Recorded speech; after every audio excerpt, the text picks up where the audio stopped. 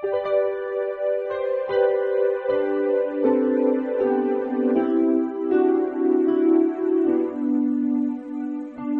Students, প্রথমে UK educational টিপসের পক্ষ থেকে তোমাদের সকলকে স্বাগত জানাই। 2024 সালের এবিটিএ টেস্ট পেপারের এএসসি 230 পেজের নিউট্রিশন অর্থাৎ পুষ্টিবিজ্ঞানের এসএকিউ এর সমাধান আজকের ভিডিওতে দেওয়া হয়েছে। স্টুডেন্টস, এই পেজের বেশ কয়েকটি প্রশ্ন ভেরি ইম্পর্ট্যান্ট তোমাদের আগামী ফাইনাল পরীক্ষার জন্য। সুতরাং ভিডিওটির শুরু থেকে শেষ পর্যন্ত প্রতিটি প্রশ্নোত্তর গুরুত্ব সহকারে দেখবে এবং তৈরি করে নেবে। স্টুডেন্টস, এ প্রসঙ্গে বলি, তোমরা যারা এখনও এই চ্যানেলটিকে সাবস্ক্রাইব করোনি তারা সাবস্ক্রাইব করো এবং পাশের বেল আইকনটিতে প্রেস করে অল নোটিফিকেশানে ক্লিক করো, তাহলে আমার দেওয়া পরবর্তী ভিডিওগুলি তোমার কাছে সবার প্রথমে পৌঁছে যাবে। আর তুমি যদি এই ভিডিওগুলি ফলো করো তাহলে তুমি আগামী পরীক্ষায় নিঃসন্দেহে ভালো রেজাল্ট করবে। যাই হোক স্টুডেন্টস, এখন আমরা 2024 সালের এবিটিএ টেস্ট পেপারের 230 পেজের এসএকিউ এর সমাধানগুলো দেখি। Higher secondary ABTA test paper 2024 nutrition অর্থাৎ পুষ্টিবিজ্ঞান। আজকে এসি 230 পেজের এসএকিউ এর সমাধান করে দেওয়া হয়েছে। তোমরা দেখো, সংক্ষিপ্ত উত্তরভিত্তিক প্রশ্নাবলী। এটা 2 নম্বর কোশ্চেন। নিম্নলিখিত প্রশ্নগুলির প্রতিটি একটি বাক্যে উত্তর দাও। বিকল্প প্রশ্নগুলি লক্ষণীয়। এখানে 14টা প্রশ্ন আছে, প্রতিটি প্রশ্নের মান হচ্ছে 1। প্রথম প্রশ্ন হচ্ছে, অপরিহার্য অ্যামাইনো অ্যাসিড কাকে বলে? যে সমস্ত অ্যামাইনো অ্যাসিডগুলি দেহে সংশ্লেষিত হয় না কিন্তু দেহের পুষ্টি ও বৃদ্ধির জন্য অত্যন্ত প্রয়োজনীয় এবং যেগুলি প্রোটিন জাতীয় খাদ্যের মাধ্যমে গ্রহণ করতে হয়, সেই অ্যামাইনো অ্যাসিডগুলিকে অপরিহার্য অ্যামাইনো অ্যাসিড বলে। যেমন lysine, leucine, valine, tryptophan, methionine, এগুলো হচ্ছে সব কি অপরিহার্য অ্যামাইনো অ্যাসিড।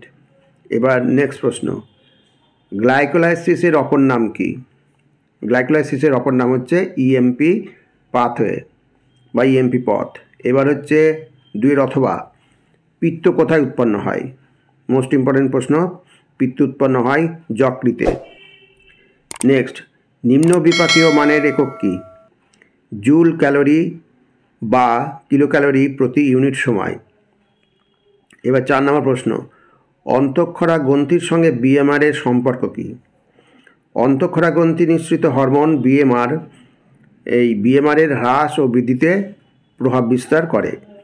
আমাদের যে এন্ডোক্রাইন গ্ল্যান্ড বা অন্তঃক্ষরা গ্রন্থি, সেই গ্রন্থি নিঃসৃত হরমোন বিএমআর এর হ্রাস বা বৃদ্ধিতে প্রভাব বিস্তার করে। যেমন থাইরয়েড গ্রন্থি নিঃসৃত থাইরক্সিন হরমোনের কম ক্ষরণে বিএমআর হ্রাস পায় প্রায় 30% এবং থাইরক্সিন হরমোনের অধিক ক্ষরণে বিএমআর বৃদ্ধি পায়, অর্থাৎ বিএমআর বেড়ে যায় প্রায় 100%।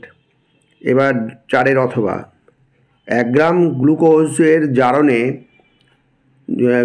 জারণের জন্য কত অক্সিজেনের প্রয়োজন? 1 গ্রাম গ্লুকোজের জারণের জন্য 0.03 মোল বা 1.06 গ্রাম অক্সিজেনের প্রয়োজন। এখানে খেয়াল রাখবে যে গ্লুকোজ এখনও গ্লুকোজ, আচ্ছা 1 মোল গ্লুকোজ হচ্ছে কত? C6H12O6। গ্লুকোজের সংকেত C6H12O6। এখান থেকে পাচ্ছি আমরা কত? 180 গ্রাম গ্লুকোজ। এই 180 গ্রাম গ্লুকোজের জারণের জন্য 6 মোল অক্সিজেনের প্রয়োজন হয়। তাহলে 180 গ্রাম গ্লুকোজের জারণের জন্য যদি 6 মোল অক্সিজেনের প্রয়োজন হয়, তাহলে 1 গ্রাম গ্লুকোজের জারণের জন্য কত হচ্ছে? 6/180 হচ্ছে গ্রাম অক্সিজেনের প্রয়োজন হয়। তাহলে 6/180 হচ্ছে কত? 0.03 মোল। আর 1 মোল হচ্ছে কত? 32 গ্রাম। অর্থাৎ 0.03 ইন্টু 32 সমান হচ্ছে কত? 1.06 হবে, প্রায় হচ্ছে কি 1.06 গ্রাম অক্সিজেনের প্রয়োজন। তাহলে নিশ্চয়ই বুঝতে পেরেছ, বলে দিলাম। না বুঝলে আরেকবার ভালো করে শুনবে, তাহলে বুঝতে পারবে। এইবার 5 নম্বর, মাতৃদুগ্ধে উপস্থিত কোন উৎসেচক ব্যাকটেরিয়ার কোষপ্রাচীর ধ্বংস করে? আগেরটা আমরা দেখেছিলাম, 4টা। এবার 5 হচ্ছে, মাতৃদুগ্ধে উপস্থিত লাইসোজাইম উৎসেচক ব্যাকটেরিয়ার কোষপ্রাচীর ধ্বংস করে। এবার 5 অথবা, মাতৃদুগ্ধ কোন ধাতুর শোষণ বৃদ্ধি করে? মাতৃদুগ্ধ জিঙ্ক ধাতুর শোষণ বৃদ্ধি করে। 6 নম্বর প্রশ্ন, অপপুষ্টি বলতে কী বোঝো? খাদ্যের 6টি উপাদান যথোপযুক্ত অনুপাতে না থাকার ফলে অথবা এক বা তার অধিক উপাদানের অভাবে বা প্রয়োজনের থেকে বেশি পরিমাণে থাকলে যে শারীরিক অসুস্থতার সৃষ্টি হয় তাকে অপপুষ্টি বা ম্যালনিউট্রিশন বলা হয়। এবার 7 নম্বর প্রশ্ন, একটা ভালো প্রশ্ন। টাইপ 2 ডায়াবেটিস কি? দেখো, প্রধানত প্রাপ্তবয়স্ক ব্যক্তির দেহে যে ডায়াবেটিসের ক্ষেত্রে ইনসুলিন পর্যাপ্ত মাত্রায় ক্ষরিত হলেও ইনসুলিনের কার্যকারিতা কম থাকে বা ইনসুলিন সঠিকভাবে ব্যবহৃত হয় না, ফলে গ্লুকোজ বিপাক ব্যাহত হয়, তাকে টাইপ 2 ডায়াবেটিস বা ইনসুলিন নিরপেক্ষ মধুমেহ বলে। এইবার 7 অথবা স্থূলতার মান কিভাবে নির্ণয় করা হয়? দেহভর সূচক অর্থাৎ বডি মাস ইন্ডেক্সের সাহায্যে নির্ণয় করা হয়। তাহলে দেহভর সূচকের সূত্রটা কি? BMI = W/H²। এখানে W হচ্ছে কি? দৈহিক ওজন, আর উচ্চতা H হচ্ছে দৈহিক উচ্চতা, অতএব W/H² বা দৈহিক ওজন বাই দৈহিক উচ্চতা। এবার 8 নম্বর, ঘরোয়া পদ্ধতিতে ORS কিভাবে তৈরি করবে? 1 লিটার পানীয় জল ফুটিয়ে ঠান্ডা করে তাতে 20 গ্রাম চিনি, 5 গ্রাম খাদ্য লবণ মিশিয়ে ঘরোয়া পদ্ধতিতে ORS বানানো যায়। এইবার নেক্সট হচ্ছে HT/ST এবং UST এর সম্পূর্ণ নাম। HT/ST এর সম্পূর্ণ নাম হচ্ছে হাই টেম্পারেচার শর্ট টাইম, আর হচ্ছে UHT এর সম্পূর্ণ নাম হচ্ছে আলট্রা হাই টেম্পারেচার। স্টুডেন্টস, একটা কথা বলি যে 2019 সালের এবং 15 সালের যে পুষ্টিবিজ্ঞানের সমাধান করে দেওয়া হয়েছে তোমাদের, সেই সমাধানটা তোমরা অতি অবশ্যই ভিডিও থেকে দেখে নেবে।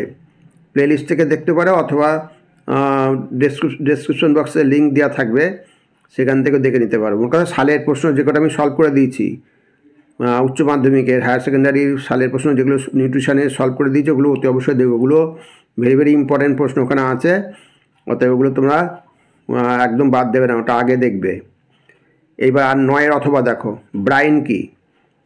মাছ, মাংস প্রভৃতি সংরক্ষণের জন্য যে অধিক খনিজ লবণ মিশ্রিত জল ব্যবহৃত হয় তাকে ব্রাইন বলে। এটি সংরক্ষক পদার্থ রূপে কাজ করে। এটা আগের পেজেও ছিল, অতএব এটাকে একটু গুরুত্ব দিয়ে পড়ো। এইবার 10 গ্রাম লিপিডের পুষ্টিমূল্য কত? তা আমরা জানি 1 গ্রাম লিপিডের পুষ্টিমূল্য হচ্ছে 9.3 কিলোক্যালোরি বা 9 কিলোক্যালোরি। যদি এরকম অঙ্কের টাইপে আসে তখন তোমার রাউন্ড ফিগারে 9 কিলোক্যালোরি দিয়েই করবে। সেই জন্য 10 গ্রাম লিপিডের পুষ্টিমূল্য হচ্ছে 90 কিলোক্যালোরি। 1 গ্রাম লিপিডের পুষ্টিমূল্য হচ্ছে 9 কিলোক্যালোরি, আর 10 গ্রাম লিপিডের পুষ্টিমূল্য হচ্ছে 90 কিলোক্যালোরি। আর যদি 1 গ্রাম লিপিডের পুষ্টিমূল্য জানার ফলে যে শক্তি উৎপন্ন হয়, যদি 9.3 করো তাহলে এখানে 9.3 × 10 করবে। সাধারণত অঙ্কে রাউন্ড ফিগারে করা হয় 9.4, অতএব সেই জন্যই 9 দিয়ে করে দেওয়া হয়েছে। নেক্সট 11 নম্বর, NNMB এর সম্পূর্ণ নাম লেখো। NNMB এর সম্পূর্ণ নাম হলো ন্যাশনাল নিউট্রিশনাল মনিটরিং ব্যুরো। খুব ভালো করে পড়বে এটা প্রশ্নে ভুল আছে, ঠিক করে নিও। IFA ট্যাবলেট কি?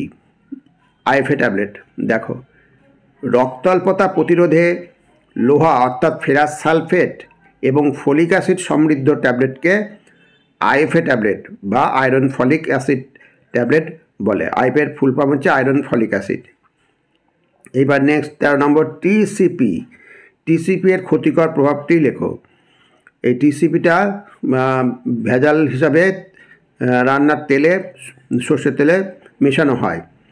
এই TCP এর ক্ষতিকর প্রভাব হলো মানবদেহে আন্ত্রিক রোগের সংক্রমণ ঘটে। এর ফলস্বরূপ হাত পা ফোলা, প্যারালাইসিস বা পক্ষাঘাত, আর ক্যান্সার, গ্লুকোমা ইত্যাদি রোগ দেখা দেয়।